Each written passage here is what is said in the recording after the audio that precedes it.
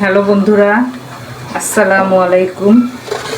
আজকে আপনাদের জন্য আমি নিয়ে এসেছি আচারি বেগুন। প্রথমে আমি বেগুনটা এই যে কিউব করে কেটে নিয়েছি। এটা একদম চিকন বেগুন নেওয়ার চেষ্টা করবেন। আমার বেগুনটা একটু মোটা হয়ে গেছে।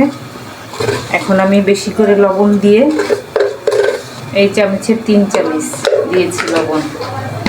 এখন আমি বেশি করে পানি দিব, দিয়ে বেগুনটা 2 ঘন্টা ভিজিয়ে রাখবো।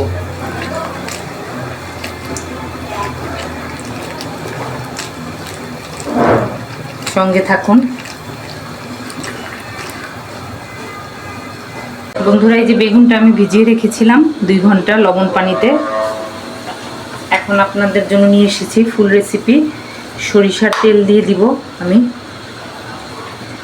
দেখেন একটু পাঁচফোড়ন, আমি একটু পানি দিয়ে দিয়েছি। 1 চামচ হলুদ গুঁড়া, 1 চামচ মরিচ গুঁড়া, 1 চামচ ধনিয়ার গুঁড়া।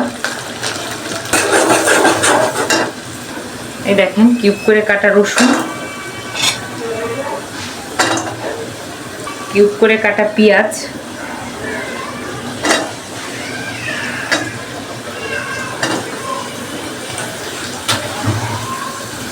এখন একটু নেড়ে চেড়ে নিচ্ছি।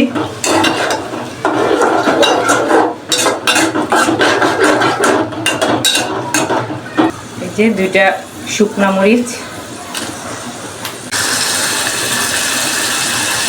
দেখেন এখন আমি বেগুনটা একদম চিপড়িয়ে, ভালো মতো চিপড়িয়ে দিয়ে দিচ্ছি।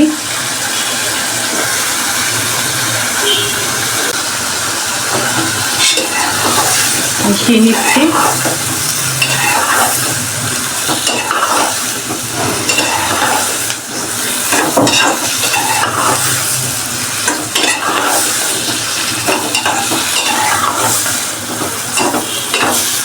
সামান্য একটু পানি দিয়ে দিব বেগুন পেঁয়াজ রসুন সিদ্ধ হওয়ার জন্য।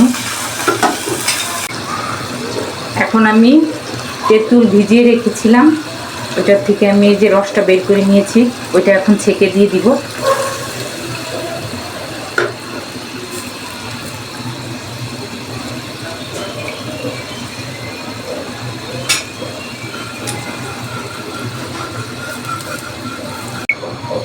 যে তেঁতুলের রসটা আমি দিয়ে দিয়েছি। এখন আমি এটাতে চিনি দিয়ে দিব। আপনারা যদি টক বেশি খান তাহলে চিনির পরিমাণ কম দিবেন, আর বেশি খেলে একটু বেশি দিবেন। এই যে আমি এই চামচের 3 চামচ দিয়েছি। এখন আর একটু নেড়ে চেড়ে একদম রসটা বেগুনের পেঁয়াজের রসুনের ভিতরে যাবে। সঙ্গে থাকুন। দেখেন বন্ধুরা, আমার আচারি বেগুনটা হয়ে গেছে। আমি কিন্তু মাঝখানে আবার একটু চিনি দিয়ে দিয়েছি, মনে হয়েছে আমার কাছে বেশি টক। চিনিটা অবশ্যই আপনারা দেন পছন্দ মতো, তাহলে খাবারের টেস্টটা আপনারা ভালো মতো পাবেন। আর এটা অবশ্যই পোলাওর সঙ্গে খাওয়ার চেষ্টা করবেন, পোলাওর সঙ্গে এটা বেশি ভালো লাগে। আর এই রেসিপিটা আপনাদেরকে পুরা রেসিপি দেওয়ার কারণ আপনারা অবশ্যই বানাই খাবেন আর আমাকে জানাবেন আমার আচারি বেগুনটা কেমন হয়েছে, আপনারা জানাবেন। সবাই সুস্থ থাকবেন, ভালো থাকবেন। আল্লাহ হাফেজ।